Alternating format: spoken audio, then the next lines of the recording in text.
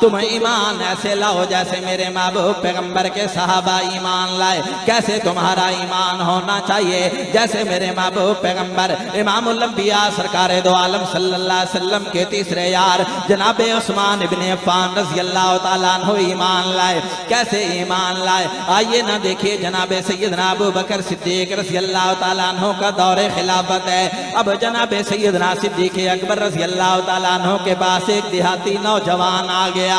اپنی کوئی پریشانی لے کے سامنے آ گیا, اپنی کوئی ضروریات لے کے سامنے آ گیا. اب جناب سیدنا صدیق اکبر رضی اللہ تعالیٰ عنہ نے کہا, اے آنے والے نوجوان, اس وقت میرے پاس تجھے دینے کے لیے کچھ نہیں ہے, لیکن ایک بندہ میں تجھے بتلاتا ہوں, جاؤ وہ تمہاری ضروریات کو پورا کر دے گا. اب جناب سیدنا صدیق اکبر رضی اللہ تعالیٰ عنہ نے جناب عثمان ابن عفان رضی اللہ تعالیٰ عنہ کے گھر کا پتہ دیا. اب وہ نوجوان جناب سیدنا عثمان ابن عفان رضی اللہ تعالیٰ عنہ کے دروازے پہ آ گیا. دروازے پہ آ کے اس نے دستک دی.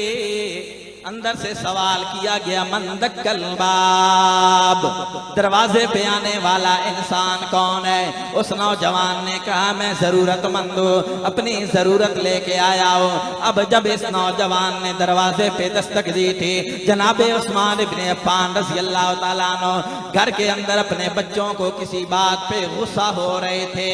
اور وہ بات کون سی تھی؟ جناب سیدنا عثمان ابن عفان رضی اللہ تعالیٰ عنہ اپنے بچوں کو اس بات پہ ڈانٹ رہے تھے, تم نے اپنی ضروریات کو اس قدر بڑھا دیا ہے کہ دودھ کے اندر تم شہد ملا کے پیا کرتے ہو, تمہاری ضروریات اتنی بڑھ گئی ہیں. اب جو وہ نوجوان کہتا ہے, جو جناب صدیق اکبر رضی اللہ تعالیٰ عنہ نے میرے سامنے نقشہ کھینچا تھا, اس پورے نقشے پہ پانی پھر گیا. میں اسی سوچ میں گم ہو گیا کہ یہ بندہ جو اپنے بچوں کو دودھ کے اندر شہد ملا کے پینے سے روک رہا ہے, وہ میری ضروریات کیسے پورا کرے گا. اب جناب عثمان ابن عفان رضی اللہ تعالیٰ عنہ دروازے پہ آ گئے اور اس نوجوان کے ساتھ سلام دعا ہوئی. جناب عثمان ابن عفان رضی اللہ تعالیٰ عنہ نے پہلی بات جو کہی, معذرت کے ساتھ مجھے آنے میں تاخیر ہو گئی, میں بچوں کو کوئی بات سمجھا رہا تھا. اب جناب عثمان ابن عفان رضی اللہ تعالیٰ عنہ اس بندے کو, اس نوجوان کو اندر لے گئے. اب وہ نوجوان اندر چلا گیا. وہ نوجوان کہتا ہے, میرے سامنے سب سے پہلے جو چیز مہمان نوازی کے لیے لائی گئی وہ دودھ کے اندر شہد ملا ہوا تھا.